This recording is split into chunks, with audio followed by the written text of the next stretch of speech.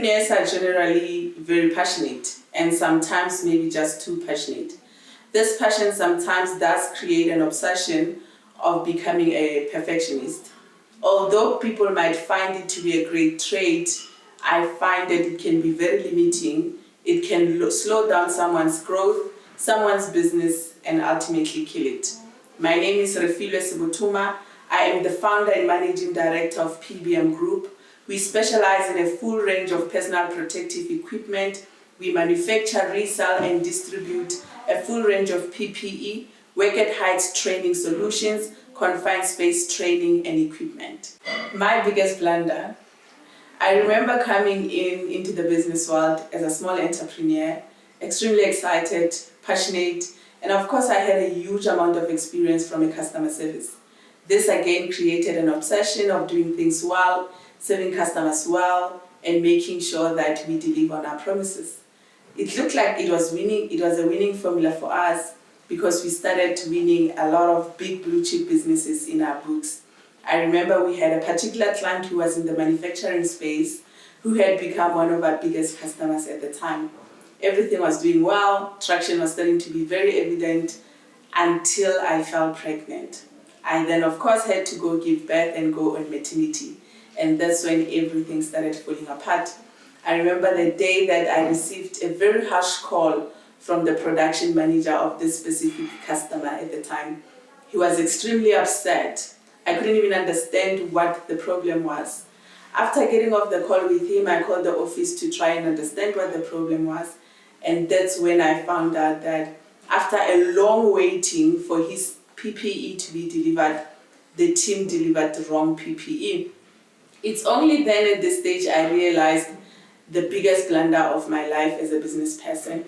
Although I received mentorship at the very early stages of my business, I knew these things. I knew the power of systems. I understood the importance of processes, but I just never implemented them.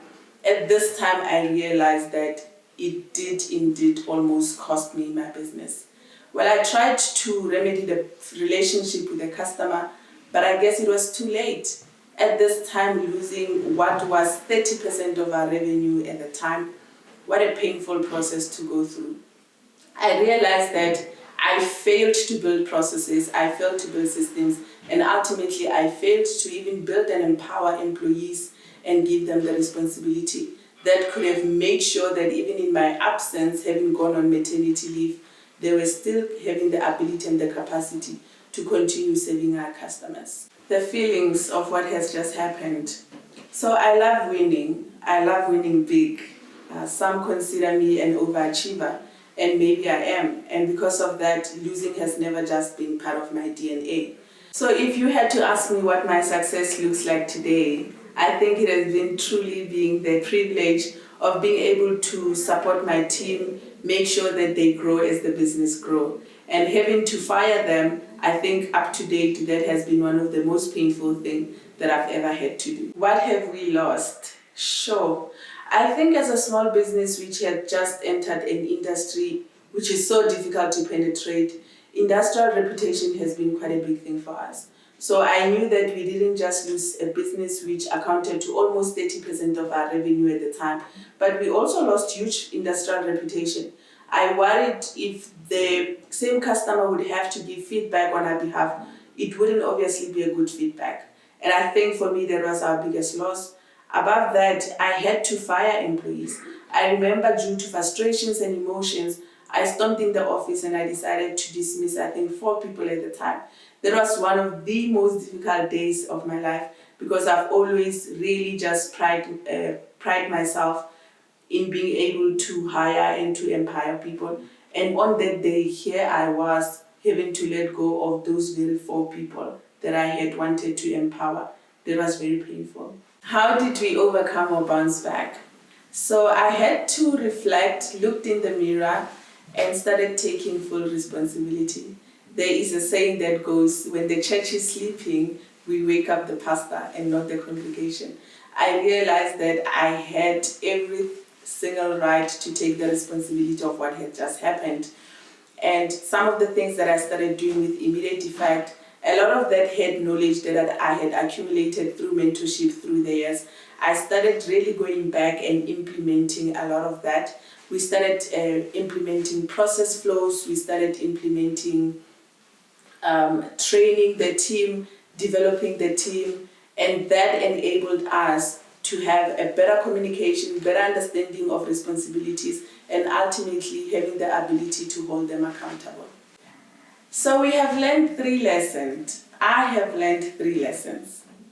I think the first one is it's important to have a vision, it's important to make it very clear, and it is important to then build systems, processes, and communication structures that enables every single person to be clear of that very same vision.